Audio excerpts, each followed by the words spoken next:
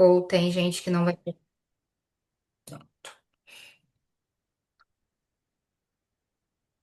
Pronto, Ju. Vou começar do início, tá? Porque como vai ficar gravado.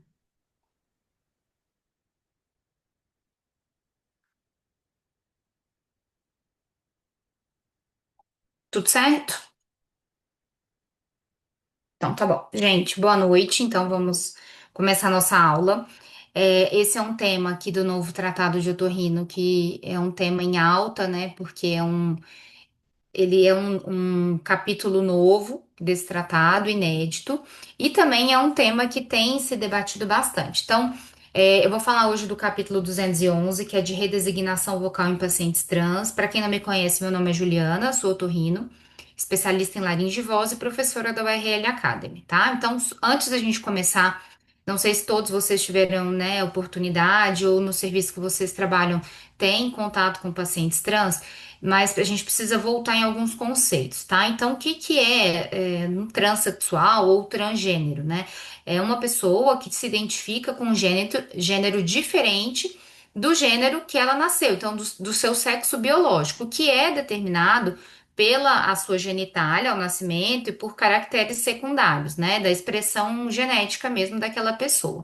Então, o que que seria uma mulher trans? Uma mulher trans seria uma pessoa que nasceu com sexo biológico masculino, mas que se identifica com o gênero feminino. E o homem trans nasceu com sexo biológico feminino, mas se identifica como o gênero masculino, tá? Então, só exemplos aqui, não sei se todos acompanham.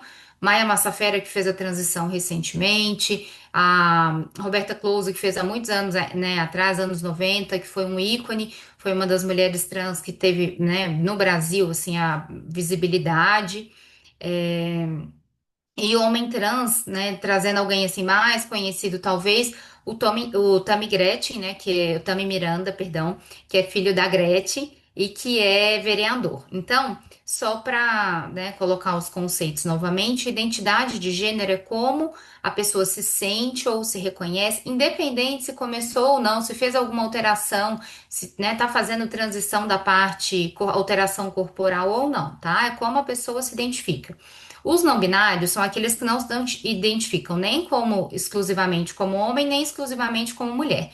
E cisgênero é quando a identidade de gênero coincide com o sexo atribuído ao nascimento. E isso não tem nada a ver com orientação sexual, tá? Então, se eu, né, heterossexual, homossexual, bissexual, não tem nada a ver com a identidade de gênero, são coisas diferentes, tá?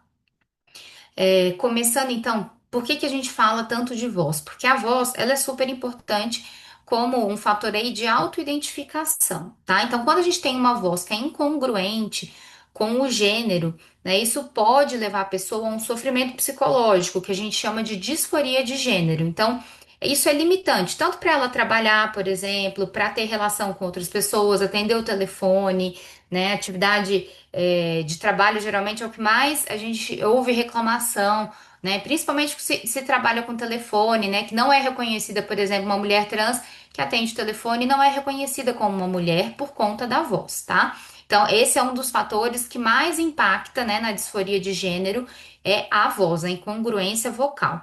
E como que a gente identifica, né, a voz, além da frequência fundamental, que é o número ali de ciclos, né, ciclos glóticos, ciclos de vibração por segundo, a gente tem outros fatores da nossa fala que, né, fazem essa identificação. Então, por exemplo, a entonação que a pessoa usa, a parte gestual, articulação, fluidez, ritmo, velocidade. Então, as mulheres, por exemplo, têm, né, caracteristicamente uma velocidade maior de fala do que os homens. Também faz, né, junto com a frequência fundamental, essa identificação, né, do gênero vocal, digamos assim. Mas a frequência fundamental em si, aquele número de ciclos de vibração por segundo, é responsável por 50 a 60% da percepção de gênero. Então, é muito importante a frequência fundamental nessa identificação. É lógico que os outros parâmetros também podem ser modificados, aprendidos, treinados, né? A fono vai fazer alguns ajustes, mas a frequência fundamental também conta bastante. A gente reconhece, né, a frequência fundamental como sendo, né, masculina quando ela está abaixo de 150 ou 155 Hz. E feminina quando ela está acima de 165, 170 Hz. Entre 155 e 160, 165, vocês viram que é uma faixa ambígua, né? A gente tem uma dificuldade de definir, de discernir esse gênero. Então, a gente usa outros parâmetros geralmente, né, para tirar essa conclusão. Mas esses valores de frequência, para quem for prestar a prova, é interessante saber, e isso em outros capítulos do tratado também é citado, então tem que saber qual que é esse padrão de frequência, né? Então, para quem, né, tem esse problema, quais são as opções terapêuticas para quem não se identifica, né, com a sua voz e quer fazer uma redesignação vocal? A fonoterapia é sempre, né, a conduta inicial em todos os casos, tá? Então, por exemplo, fez a fono, a voz ficou legal, ficou satisfatória, mas principalmente nas mulheres trans, em situações, por exemplo, em que não são controladas, riso, bocejo, espirro, choro, que são chamadas manifestações automáticas, a voz original pode ressurgir e isso causa muito constrangimento, tá? A cirurgia, então, né, é reservada para aqueles que têm padrão vocal inadequado, que não estão satisfeitos e que atingiram um limite terapêutico. Então, a partir daquele momento, a fonoterapia não vai conseguir mais ajudar, não vai conseguir melhorar, né, essa voz. E a terapia hormonal, ela é muito boa, principalmente para os homens trans. Por quê? Quando você usa testosterona, tem um aumento de massa ali da prega vocal, do músculo tireoidinoide e do volume desse músculo, e isso aumenta, né? Também pode aumentar um pouquinho, baixar a frequência fundamental desses pacientes, e a voz costuma ficar muito boa, só com o uso da testosterona. Já as mulheres trans, na verdade, a terapia hormonal é feita com bloqueadores, né, de testosterona, e tem pouca influência na voz. Então, muitas vezes as mulheres trans vão evoluir para uma, né, vão procurar cirurgias para fazer a redesignação vocal. Eu vou colocar como exemplo um vídeo para vocês verem como, né, aqui a gente tem um homem trans que está fazendo uso da testosterona. Quais foram, né? Esse vídeo estava no YouTube, se eu não me engano, deve ter sido postado em alguma rede social, TikTok ou Instagram. Mas ele mostrando, de acordo com as aplicações de testosterona, qual foi a modificação que ele teve na voz. E vocês vão ver, é impressionante, tá? Realmente tem bastante diferença. Eu não. Martim, essa é minha voz pré-testosterona. Meu nome é Martim. Vocês estão ouvindo áudio ou não? Ju? Ah, sim. Ah, sim, desculpa. Vamos lá. Essa é minha voz 1 mês em testosterona. Meu nome é Martim, essa é minha voz 2 meses em testosterona. Meu nome é Martim, essa é minha voz 3 meses em testosterona. Meu nome é Martim, essa é minha voz 4 meses em testosterona. Meu nome é Martim, essa é minha voz 5 meses em testosterona. Meu nome é Martim, essa é minha voz 6 meses em testosterona. Então, é impressionante, né? Só o uso da testosterona muitas vezes é suficiente. Mas tem alguns casos que não respondem tanto, né, à parte hormonal, à terapia hormonal. E no caso das mulheres trans, realmente as alterações não têm grande impacto na voz, tá? Antes da gente ir direto para as cirurgias, que é o foco desse capítulo, a gente tem que saber quando não indicar, né, essas modificações corporais. Então, o tratado traz, né, quais são as contraindicações absolutas de modificação corporal. Então, pacientes que têm transtornos psicóticos graves ou transtornos de personalidade graves, pacientes com retardo mental, pacientes com transtorno global do desenvolvimento grave, são contraindicações absolutas, tá? E se o paciente for, né, da saúde suplementar, então tiver um plano de saúde ou particular, é necessário pelo menos um ano de acompanhamento multidisciplinar antes de fazer, né, a cirurgia para modificação da voz. E tem que ter mais de 18 anos. Pelo SUS, pelo menos 2 anos de acompanhamento multidisciplinar e o paciente tem que ter mais de 21 anos, tá? Então, isso é importante saber, as contraindicações, eu acho que tanto para a vida prática, né, se alguém procurar e quiser informações, quanto para a prova mesmo, isso é uma coisa importante de se saber, né, quanto tempo de acompanhamento. Então, começando pelas cirurgias vocais, né, nas cirurgias das mulheres trans, quais são elas, o que que a gente pode fazer para modificar a voz, né?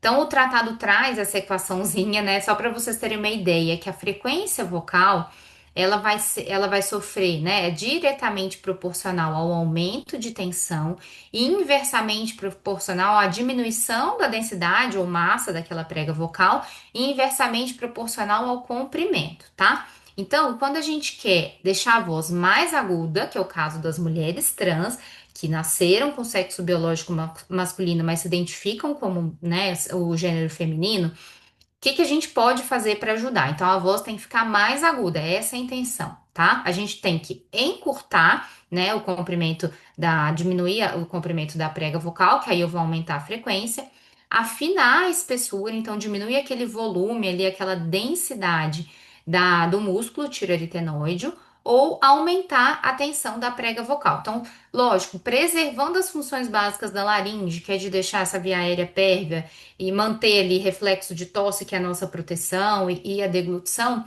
eu posso mexer nesses parâmetros para conseguir uma agudização da voz, tá? A cirurgia que é mais falada e a primeira opção cirúrgica é a glotoplastia anterior ou glotoplastia de Wendler, tá?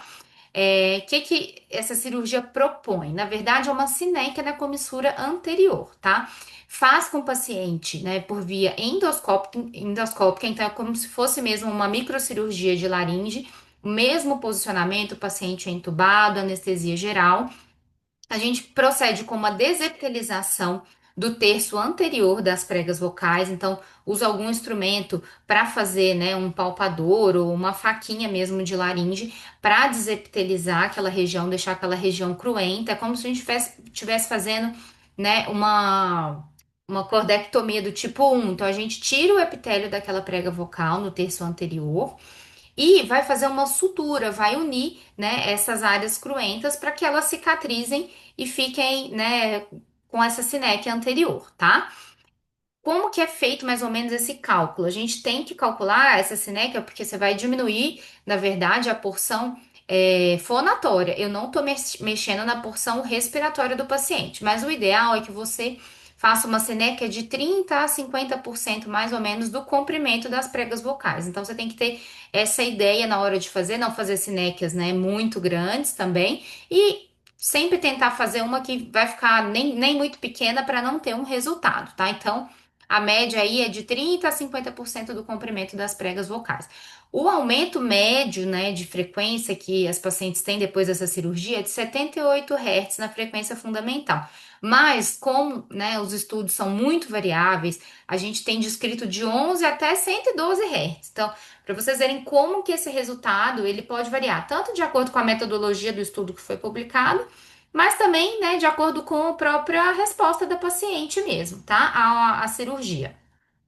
Então, aqui mostrando para vocês como que é feita essa desepitelização, né? Então, a gente faz uma cordectomia do tipo 1, basicamente, na borda livre do terço anterior dessas pregas vocais, pegando a comissura, pode descer um pouquinho para a subglote e depois vai dar os pontos unindo as duas pregas nessa região que você fez a desepitelização. São de 2 a 3 pontos, tá? Isso daí é variável. E no pós-operatório, o paciente tem que fazer um repouso vocal absoluto, tá? Varia também quanto tempo, tem gente que deixa 5 dias, 7 dias, 14 dias, varia de acordo com a experiência do cirurgião. Depois que esse repouso absoluto, então não pode falar, sussurrar, rir, absolutamente nada. Ele passa, você faz a primeira revisão com o otorrino, você tem que fazer um repouso relativo, então não é bom gritar, falar muito alto, fazer esforço vocal intenso depois dessa primeira fase. E por fim, sempre fonoreabilitação. Então, depois de todas essas cirurgias, todos os pacientes sempre vão voltar para fono, tá? A próxima opção seria a vaporização do tírio aritenoide, que a gente chama de lava, tá? Vem do inglês. Também é feita pela mesma via, como se fosse uma microcirurgia de laringe endoscópica, intubação, anestesia geral. Você vai fazer uma incisão ali, achar o músculo tireoaritenoide e vai fazer uma vaporização. Então, com o uso de laser de CO2, você vai vaporizar esse músculo e vai suturar as áreas cruentas, né, para fechar aquela incisão que você fez até atingir o músculo vocal. Como que funciona isso? Se eu estou vaporizando o músculo, eu estou diminuindo o tamanho do músculo. É como se eu tivesse, né, fazendo ali emagrecendo, entre aspas, aquele músculo. Estou tirando massa daquele músculo, tá? Por isso que a voz tende a ficar mais fina. Tem alguns riscos, né? A gente não pode fazer grandes vaporizações, né? Tem que ter um limite aí, né, de tirar, porque a voz pode ficar soprosa, então o fechamento glótico não, né, pode não ficar completo depois dessa cirurgia e pode ter uma perda ali de volume fonatório e até aspereza na voz. Naquelas técnicas ou naqueles cirurgiões que são mais conservadores, a gente consegue um aumento aí de cerca de 26 Hz na frequência fundamental. E naqueles que são menos conservadores, naqueles que são mais conservadores, tá? A gente tá errado aqui no slide, eu vou corrigir depois. A gente consegue de 45 até 66 Hz, tá? De aumento de frequência fundamental. E isso é significativo, tá? Então, no pós-operatório, mesma coisa, tem que fazer um repouso vocal absoluto. Aí, como a gente tem uma manipulação maior da prega vocal, é feito também antibiótico terapia, anti-inflamatório e aquele repouso vocal relativo, né, depois desse período do repouso vocal absoluto e, claro, fonoreabilitação, que a gente sempre vai indicar em todos os casos, tá? A tireoplastia do tipo 4 era a opção que a gente tinha antes da glotoplastia de Wendler, que era feita com esse propósito, né, de deixar, de aumentar a frequência fundamental, deixar a voz mais aguda. Que ela consiste? Na verdade, a gente está simulando o efeito do músculo cricotireoide. Então, eu quero aproximar a cartilagem cricoide da cartilagem tireoide. Por que que isso afina a voz? Porque isso estica a prega vocal. Então, eu estou aumentando o comprimento, né, dessa prega vocal, mas estou deixando ela mais tensa, tá? Ela mais alongada, simula mesmo o efeito do CT, que é o cricotireoide. Então, essa já é uma cirurgia diferente das outras duas que eu falei. O acesso é cervical externo, é anestesia, né, tópica. Então, além disso, o paciente vai estar acordado durante o procedimento, você vai fazer só local anestesia. E ele também pode fazer uma sedação, obviamente, né? O paciente fica dormindo, mas ele não é entubado durante o procedimento, né? Depois que você faz lá a sutura, que você aproxima, né, as cartilagens, você pode pedir para o paciente falar. Se não tiver satisfeito com o resultado, você pode ou afrouxar, né, no caso, ou então apertar ainda mais essa sutura, aproximar ainda mais as cartilagens. Então, é uma cirurgia que tem um pouco mais de previsibilidade, porque no próprio intraoperatório eu consigo controlar esse resultado, porque o paciente está acordado e eu consigo fazer o teste da voz ali na hora da cirurgia, tá? Então, faz a dissecção, encontra a cartilagem, aproxima a cartilagem tireoide e cricoide com pontos, tá? O pós-operatório, mesma coisa, tem aquele repouso vocal, antibiótico, porque aqui a gente está mexendo também em cartilagem, uma cirurgia, né, que invade um pouco mais, anti-inflamatórios, e tem um outro porém, a movimentação do pescoço tem que estar limitada. Então, a pessoa faz uma cirurgia dessa, se ela movimentar demais, isso pode comprometer o resultado cirúrgico, tá? A vantagem é porque ela é uma cirurgia previsível, você pode fazer, como eu falei, um ajuste ali na hora adicional, né? E você pode aproveitar essa cirurgia para fazer a condroplastia, já que você abriu o pescoço e que esse paciente, por exemplo, essa paciente vai ganhar uma cicatriz, você tira, né? Aproveita e já pode fazer a remoção do pomo de Adão. Não que nas outras cirurgias você não possa fazer, tá? Mas são acessos diferentes. Nessa daqui você conseguiria, teoricamente, dois resultados pelo mesmo acesso, que seria o acesso cervical, tá? Essas suturas também, além dessa questão da cicatriz, né, no pescoço, podem afrouxar ou podem se romper, tá? Em relação ao avanço da comissura glótica, ele foi inicialmente descrito em 1985 para presbifonia, tá? E o princípio é muito parecido com a tireoplastia tipo 4, que seria o quê? Aumentar a tensão da prega vocal, fazendo um avanço da cartilagem tireoide, né? E da comissura anterior, como está representado na figura. Então, é também por via cervical externa, o paciente fica dormindo com sedação e você faz uma anestesia tópica. Quando você chega na cartilagem tireoide, depois de dissecar os planos, você tem uma medida certinha, né, da inserção provável da prega vocal. Então, você vai fazer uma janela nessa região, tá? E vai avançar essa janela, como tá na segunda imagem, que isso vai trazer a prega vocal para frente. tá? E vai fixar esse bloquinho esse avanço que você fez aí na cartilagem tireoide, né? Mesma coisa, pós-operatório, repouso vocal absoluto, 7 a 14 dias, antibiótico, analgésico, ANES, né? Lembrar que também a movimentação do pescoço aqui é restrita. Indo agora para cirurgias vocais em homens trans. A gente sempre vai lembrar dessa equação, né? Quais são as variáveis aí que vão alterar a frequência, né, na nossa voz. E nesses casos, como eu falei lá no início da aula, a testosterona e a fonoterapia, na maioria dos casos, ela é suficiente para a satisfação do paciente, né? Então, só de fazer a fono e começar a terapia com a testosterona, muitos pacientes já ficam extremamente satisfeitos, né? Só que cerca aí de uns 20% dos homens trans, eles podem não, né, atingir uma frequência fundamental boa ou compatível com aquele, né, objetivo, com o desejo dele. E a gente tem que, né, saber quais são as cirurgias que vão ser propostas para esses pacientes, tá? Então, se eu quero deixar a voz grave, eu tô querendo diminuir a frequência fundamental, tá? Então, o que que você vai fazer, tá? Aumentar a espessura, porque lembrem, né, no homem, o tiroaritenoide é um músculo que é mais gordo, né, tem mais massa, digamos assim. Diminuir a tensão, né, dessa prega vocal, porque ela aí vai vibrar, digamos, com uma frequência menor, ela vai ficar mais pesada também e menos tensa ela acaba vibrando numa frequência menor. E o alongamento da prega vocal, tá? Então, só colocar nessa equação aí de comprimento, tensão e densidade que vocês vão entender, né? De acordo com a modificação que a gente for fazer na anatomia da prega vocal, qual que é o objetivo que a gente quer. Então, nesse caso, eu quero diminuir a frequência, eu aumento o comprimento, eu alongo essa prega vocal. Eu aumento a espessura, então eu aumento a densidade, que aí eu vou diminuir a frequência, e eu diminuo a tensão, que é diretamente proporcional à frequência fundamental, tá? Então, o que que a gente tem de cirurgia? A tireoplastia do tipo 3, tá? Foi descrita por Ishiki em 1974, inicialmente naqueles casos de puberfonia masculina. Então, né, naqueles homens que tiveram algum problema na puberdade, muda vocal incompleta, ou então um paciente que teve alguma atrofia vocal importante, que ficou com alguma alteração por conta disso. E mais para frente, essa cirurgia então foi utilizada para opção cirúrgica, né, deixar a voz mais grave. Também via por acesso cervical externo, faz anestesia tópica, sedação, então o paciente está dormindo, mas ele não está entubado, não é anestesia geral, a gente pode fazer ajustes durante o intraoperatório.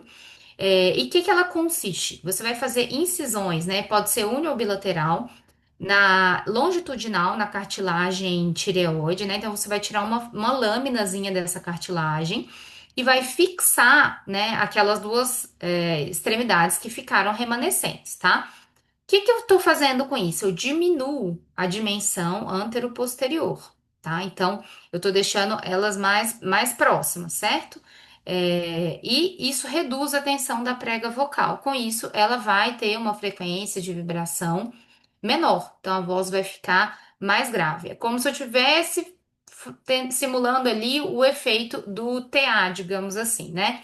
Se a tireoplastia do tipo 4 eu simulava o efeito do CT, aqui é como se eu tivesse fazendo ali o efeito do TA, que é justamente deixar a voz mais grave por diminuir mesmo a tensão da prega vocal e deixar, né, simular ali, diminuindo a dimensão antero-posterior reduzindo a tensão, essa prega vai vibrar numa frequência menor, tá? Mesma coisa da tireoplastia do tipo 4. Todas as cirurgias cervicais a gente vai usar antibiótico no pós-operatório, anti-inflamatório, analgesia e tem que ter uma movimentação do pescoço restrita para você não perder o resultado cirúrgico, né? Também é uma cirurgia com grande previsibilidade. A desvantagem é a cicatriz cervical, no caso, e a laringe, né? Como a gente tá mexendo, tá tirando uma fita ou até duas da cartilagem tireoide, ela fica um pouco instável. Lembrando que, né, a cartilagem tireoide é a maior cartilagem da laringe e que faz a parte da sustentação laringe. Então, são as desvantagens dessa cirurgia. Gente, o capítulo de redesignação vocal. ele cita só essas cirurgias que eu falei. Se vocês tiverem gostarem do, né, do tema, quiserem ver, tem um vídeo muito bom explicando lá no tratado, né, de uma cirurgia em tempo real da glotoplastia anterior ou glotoplastia de Wendler. Quem já está fazendo as questões, tá vendo que eu coloquei algumas questões já sobre o tema, que eu acho que pode cair, então essa questão da via, né, o acesso, quais são as opções, tudo isso é importante saber, tá? E vantagem e desvantagem também de cada procedimento, tá? Da nossa aula do capítulo 211 é isso. Agora eu vou para a parte, né, mais de tentar acalmar vocês, trazer quais foram as diferenças do tratado da parte de laringologia desse novo livro, né, de 2025. Já adianto que na laringe, né, se vocês forem olhar lá o índice, não é igual das outras especialidades que tiveram assim mudanças enormes. Aqui a gente tem mais ou menos os mesmos temas, tá equilibrado, mas todos eles, né, tiveram algumas atualizações. Então, vale a pena, né? A gente está regravando todas as aulas, colocando essas novidades. Vale a pena assistir. Eu vou passar aqui para vocês. Não é para aumentar a ansiedade, mas é mais para guiar mesmo, para vocês saberem quais são as prioridades de estudo. A primeira delas eu acabei de dar, que é essa aula, capítulo 211, que é um capítulo inédito e é um tema que realmente tem ganhado grandes proporções, né? Na parte da laringologia. E os outros capítulos eu vou falar para vocês um pouquinho o que que teve de mudança, tá? Então, um panorama geral.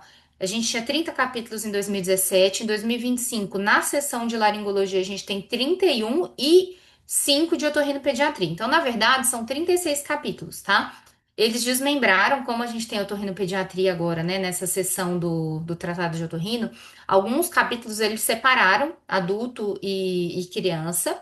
E isso ficou bom por um lado, né? Claro, aumenta o número de capítulos, né? A gente tem mais coisa para estudar, lógico, mas fica mais separado. Eu achei que foi uma divisão, né, interessante eles terem colocado otorrinopediatria, no tratado desse ano. Então, a gente teve essa realocação ali de alguns capítulos, tá? Para essa seção da otorrinopediatria. Dado epidemiológico atualizou muito na nossa parte de laringe. Alguns esquemas de antibiótico foram atualizados também, isso é muito importante. Já até fiz questão sobre isso. Novos tratamentos, então as tecnologias que surgiram, né, na laringe, tanto diagnóstico quanto terapêutico, e medicações novas. Então, vou dar um exemplo: o Enzelme, por exemplo, para refluxo laringofaríngeo. Então, ele cita bastante essas novas terapias, né? Covid-19, então, depois da pandemia, a gente teve aumento aí dos casos de laringite pela Covid-19, não só na parte da laringe, isso deve cair de alguma forma, nem que seja na oto, na rinologia, tá? E o uso de cigarro eletrônico, que tem um impacto importantíssimo na laringe. Então, são alguns pontos ali importantes para vocês se atentarem quando for ler o capítulo, o que que vocês têm que buscar? Porque o que mudou é isso. O título do capítulo basicamente continua a mesma coisa, muito pouca alteração. Mas esses dados aqui, eles mudaram, tá? Então, se for cobrar as mudanças do tratado, é isso aqui. Alguns autores mudaram, então, realmente, né? Teve uma reestruturação da parte ali da escrita do texto. Então, alguns autores deixaram capítulos mais enxutos e outros acrescentaram muitos detalhes. Isso foi bem variável, tá? No tratado desse ano. Então, tem capítulo com muito mais detalhe e capítulo que eles realmente deram uma enxugada.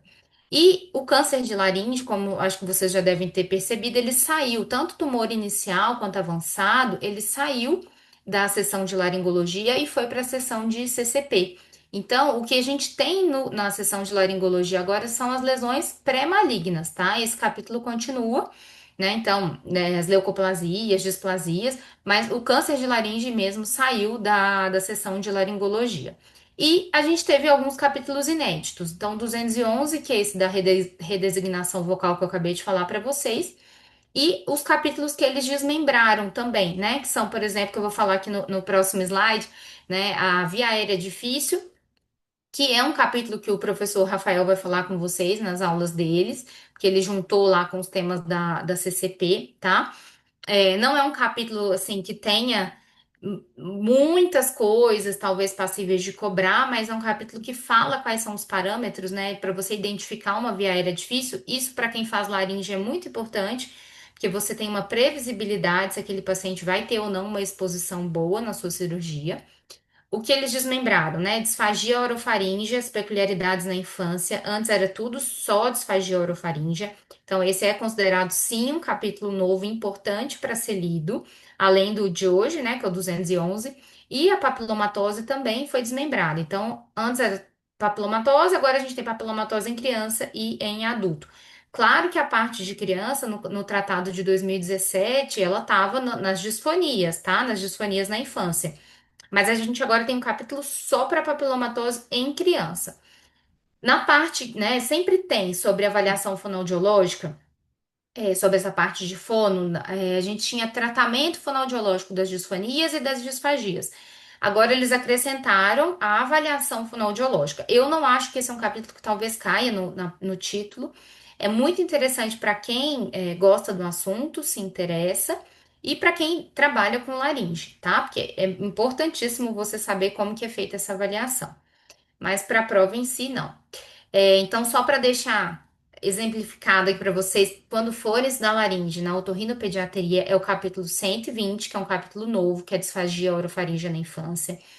O capítulo 126 de estridor, que já tinha antes, doenças congênitas, é o 127. A papilomatose em crianças também é um capítulo que antes a gente não tinha, né? Separado, só papilomatose em criança. E disfonias na infância, ele já tinha no tratado antigo. Então, são esses 5 capítulos que vocês vão buscar lá na otorrinopediatria que fazem, né, menção ali à parte da laringe. Aqui eu coloquei um resumão. Não é tudo aqui, tá? Então, só para vocês terem uma ideia, não desesperem com esse slide, só para vocês terem um panorama geral, tá? O capítulo de histologia, ele foi desmembrado do capítulo de anatomia. Então, a gente tem um capítulo só para histologia. Foi dado muito mais detalhe na parte da histologia laríngea nesse capítulo, mudaram as imagens, achei que ficou ótimo. Mas é mais um capítulo para estudar, tá? Na parte de influência dos hormônios na laringe, eles colocaram alguns conceitos novos, mini puberdade, falaram mais da muda vocal na puberdade, quais são os estágios, falaram mais do envelhecimento vocal, deram mais detalhes. Laringites agudas, como eu falei, teve influência aí do Covid-19 e atualização de esquemas de antibiótico para epiglotite. Na parte das laringites crônicas, em tuberculose, o teste rápido molecular, né? Ele é superior à baciloscopia. A criptococose foi descrita esse ano, né? Nesse tratado. E antes ele era um capítulo mais focado nas laringites crônicas infecciosas. Agora ele deu mais detalhes e falou mais das laringites crônicas de causa inflamatória, autoimune e sistêmica, tá?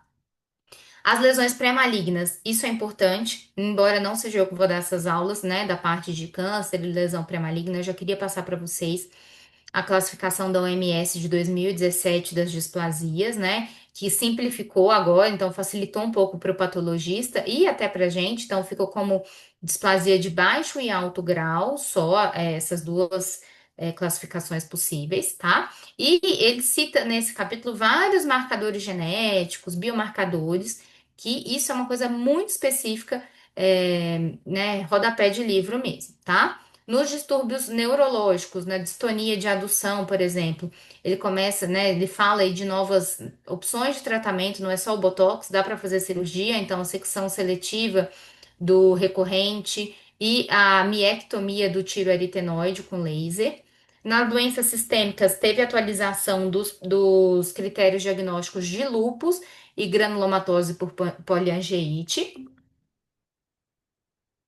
E nas lesões fonotraumáticas, eles colocaram o pseudocisto, tá? Então, isso é uma coisa que tem que ler, vai estar nas nossas aulas, claro, mas vocês têm que ler sobre o pseudocisto, porque antes não estava como lesão fonotraumática, não era citado no tratado, tá?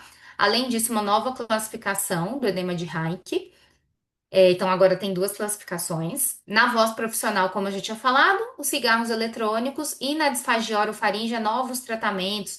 Na verdade, aqui são, né, inovações que ainda não são totalmente disponíveis no Brasil, mas ele já cita, né, estimulação elétrica neuromuscular, estimulação transcraniana, que são promessas aí para o tratamento da disfagia. E uma coisa bem interessante, né, nesse tratado novo, como já tem um tempo que as vacinas já estão rodando, digamos assim, eles colocam, né, a diminuição dos casos de papilomatose depois, né, dessa vacinação que ficou a gente teve uma ampliação, né, da faixa etária, quem pode vacinar, enfim, então com a vacina já tem ali os impactos dessa melhoria, tá bom?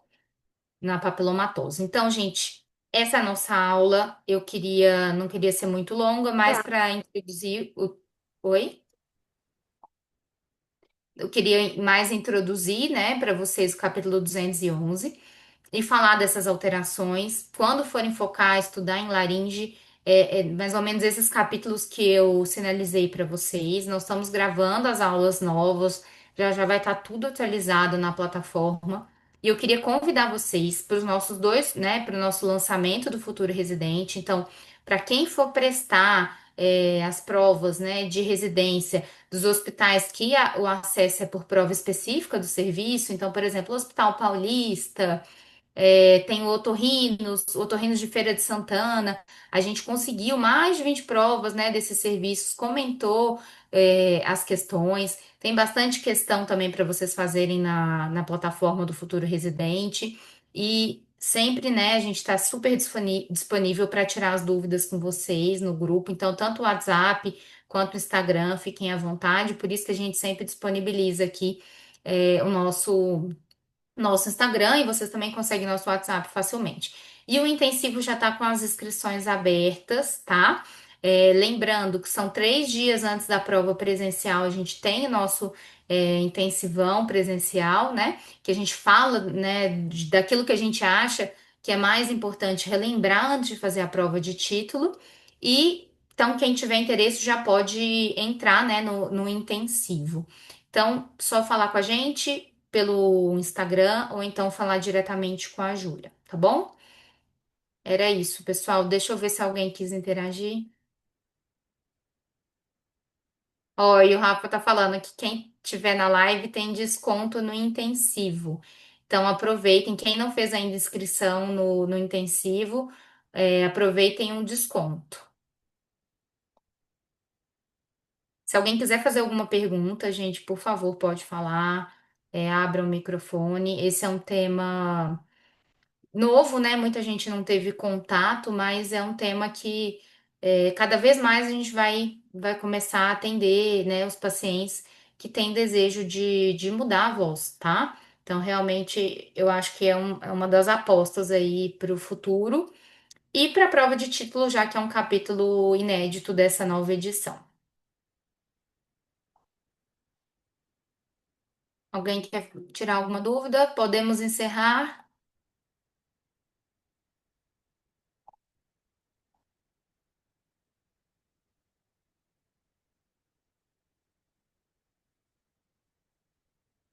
A Júlia tá aqui? Não, né? Deixa eu ver se eu acho ela. Sim, tô Então, aqui. gente, boa noite. Ah, então tá bom. Podemos encerrar, né? Sim, boa noite, pessoal. Então tá. Obrigada, doutora. Tchau, Tchau, tchau. tchau, gente. Boa noite.